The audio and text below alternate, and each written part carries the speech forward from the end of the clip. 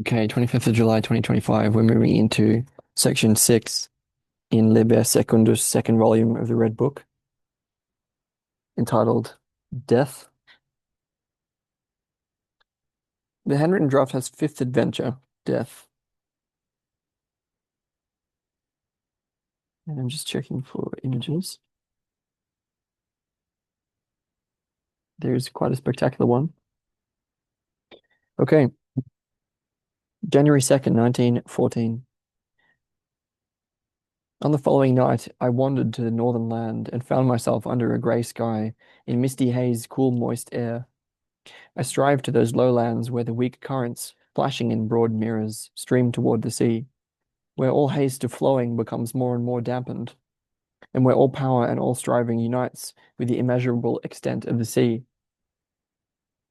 The trees become sparse, wide swamp meadows accompany the still, murky water. The horizon is unending and lonely. The horizon is unending and lonely, draped by grey clouds.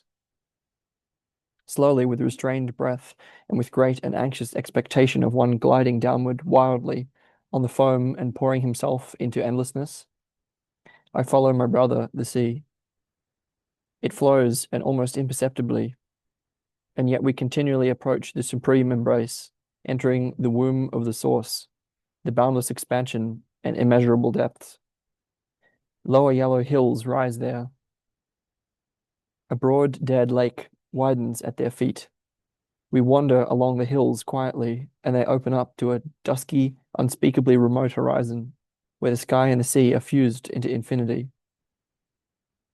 Someone is standing there on the last dune. He is wearing a black, wrinkled coat. He stands motionless and looks into the distance. I go up to him. He is gaunt and with a deeply serious look in his eyes.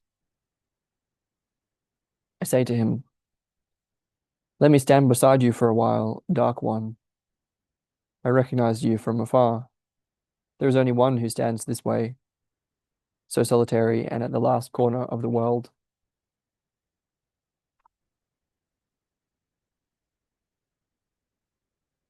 He answered, "Stranger, you may well stand by me, if it is not too cold for you. As you can see, I am cold, and my heart has never beaten. I know you are ice and the end. You are the cold silence of the stones, and you are the highest snow on the mountains and the most extreme frost of outer space. I must feel this, and that's why I stand near you."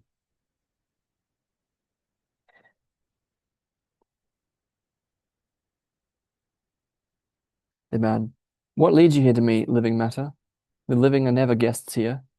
Well, they all flow past here sadly in dense crowds, all those above in the land of the clear day who have taken their departure, never to return again. But the living never come here. What do you seek here?" I, "My strange and unexpected path led me here as I happily followed the way of the living stream, and thus I found you. I gather this is your place, your rightful place." The man, "Yes, here it leads into the undifferentiable, where nothing is equal or unequal, where none is equal or unequal, but all are one with one another. Do you see what approaches there?"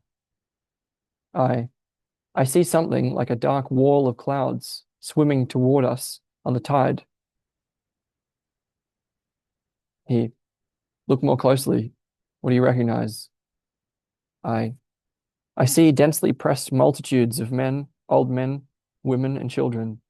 Between them I see horses, oxen, and smaller animals. A cloud of insects swarms around the multitude. A forest swims near. Innumerable faded flowers. An utterly dead summer. They are already near. How stiff and cool they all look. Their feet do not move. No noise sounds from their closed ranks. They are clasping themselves rigidly with their hands and arms. They are gazing beyond and pay us no heed. They are all flowing past in an enormous stream. Dark One, this vision is awful." He, "You wanted to stay by me, so get hold of yourself. Look." I, "I see. The first rows have reached the point where the surf and the stream flow together violently. and it looks as if a wave of air were confronting the stream of the dead together with the surging sea, whirling them up high, scattering them in black scraps, and dissolving them in murky clouds of mist. Wave after wave approaches, and ever new droves dissolve into black air. Dark One, tell me, is this the end? Look, the dark sea breaks heavily. A reddish glow spreads out in it. It is like blood. A sea of blood foams at my feet. The depths of the sea glow. How strange I feel. Am I suspended by my feet? Is it the sea or is it the sky? Blood and fire mix themselves together in a ball. Red light erupts from its smoky shroud. A new sun escapes from the bloody sea and rolls gleamingly toward the uttermost depths. It disappears under my feet.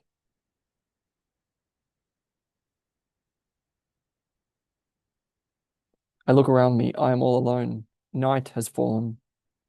What did Ammonius say? Night is the time of silence.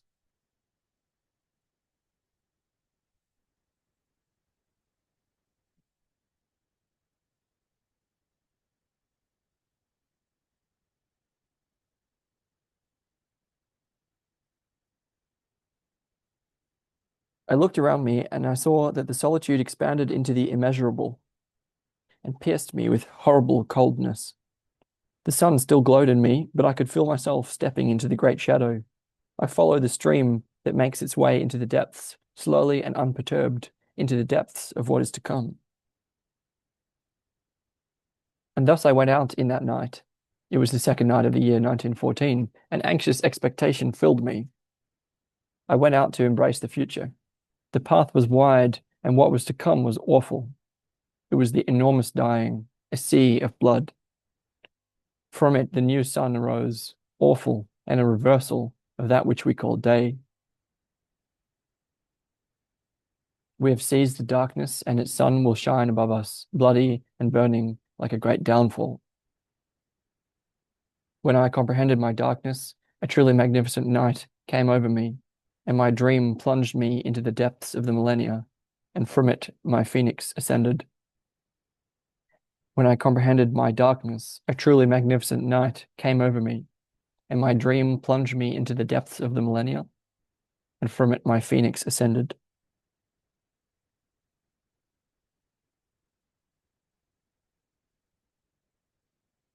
But what happened to my day?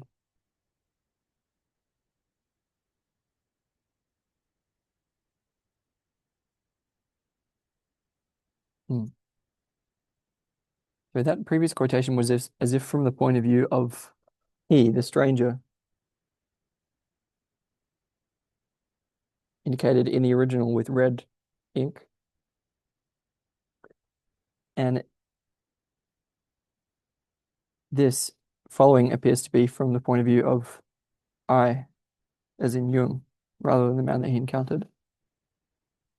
So it's again, it seems to indicate that the speech is still changing, although it's a little ambiguous.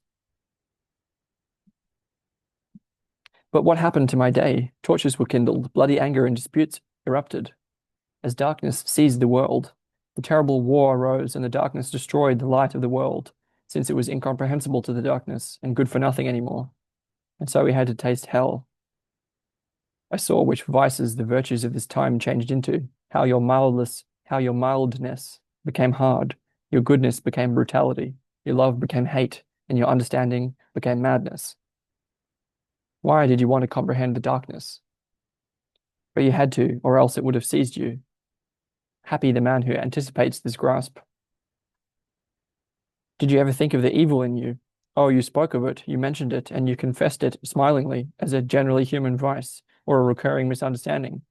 But did you know what evil is, and that it stands precisely right behind your virtues, that it is also your virtues themselves as their inevitable substance?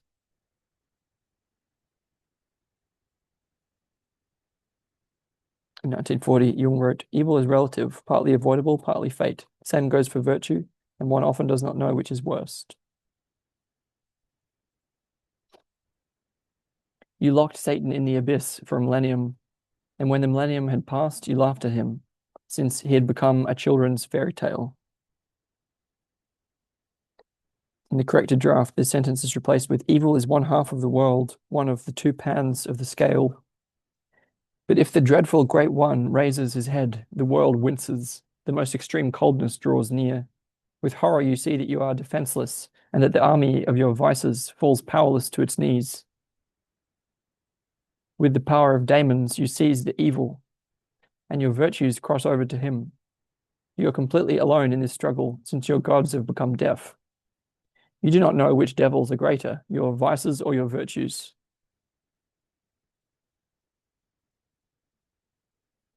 But of one thing you are certain, that virtues and vices are brothers.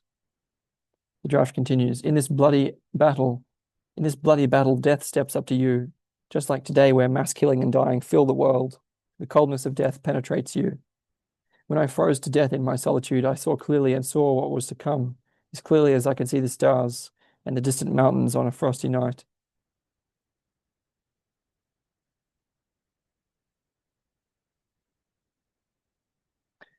We need the coldness of death to see clearly. Life wants to live and to die, to begin and to end. In Transformations and Symbols of the Libido, 1912, Jung had argued that the libido was not only a Schopenhauerian life urge, but contained the contrary striving toward death within itself. You are not forced to live eternally, but you can also die, since there is a will in you for both. Life and death must strike a balance in your existence. The draft continues, to live what is right and to let what is false die, that is the art of life. In 1934, Jung wrote, life is an energetic process like any other, but every energetic process is in principle irreversible and therefore unequivocally directed toward a goal, and the goal is the state of rest. From the middle of life, only he who is willing to die with life remains living.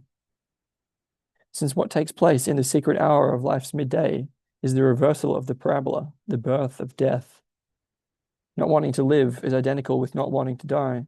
Becoming and passing away is the same curve.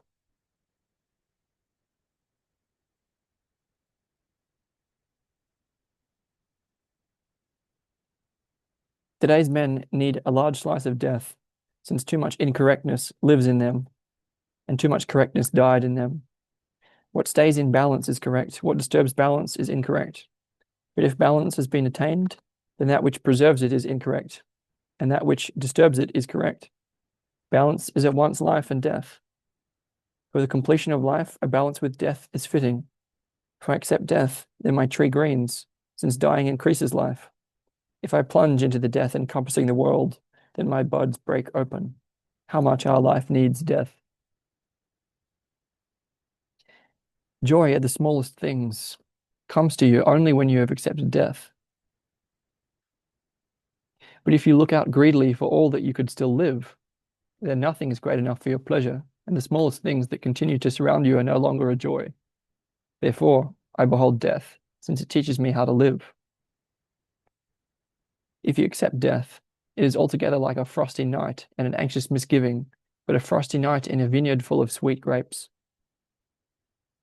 You will soon take pleasure in your wealth. Death ripens. One needs death to be able to harvest the fruit. Without death, life would be meaningless, since the long-lasting rises again and denies its own meaning. To be and to enjoy your being, you need death, and limitation enables you to fulfill your being.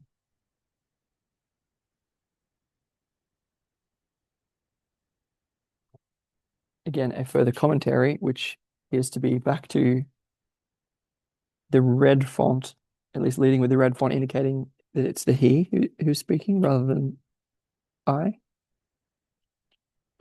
but it's still ambiguous. When I see the lamentation and nonsense of the earth, and consequently enter death with a covered head, then everything I see will turn to ice. But in the shadow world, the other rises. The red sun. It rises secretly and unexpectedly, and my world revolves like a satanic apparition. I suspect blood and murder. Blood and murder alone are still exalted and have their own peculiar beauty. One can assume the beauty of bloody acts of violence. But it is the unacceptable, the awfully repulsive, that which I forever rejected that rises in me. For if the wretchedness and poverty of this life ends, another life begins in what is opposed to me. This is opposed to such an extent that I cannot conceive it. For it is opposed not according to the laws of reason, but thoroughly and according to its own nature. Yes, it is not only opposed, but repulsive, invisibly and cruelly repulsive, something that takes my breath away, that drains the power from my muscles, that confuses my senses, stings me poisonously from behind in the heel, and always strikes just where I did not suspect I possessed a vulnerable spot. It does not confront me like a strong enemy, manly and dangerously, but I perish on a dung heap, while peaceful chickens cackle around me, amazedly and mindlessly laying their eggs. A dog passes, lifts his leg over me, then trots off calmly. I curse the hour of my birth 7 times. And if I do not choose to kill myself on the spot, I prepare to experience the hour of my second birth. The ancient said, we are born between feces and urine, widely attributed to St. Augustine, among others. For 3 nights I was assaulted by the horrors of birth. On the 3rd night, jungle-like laughter pealed forth, for which nothing is too simple. Then life began to stir again. That being section 6 in volume 2 of Liber Secundus, volume 2 of the Red Book, Liber Secundus, entitled Death.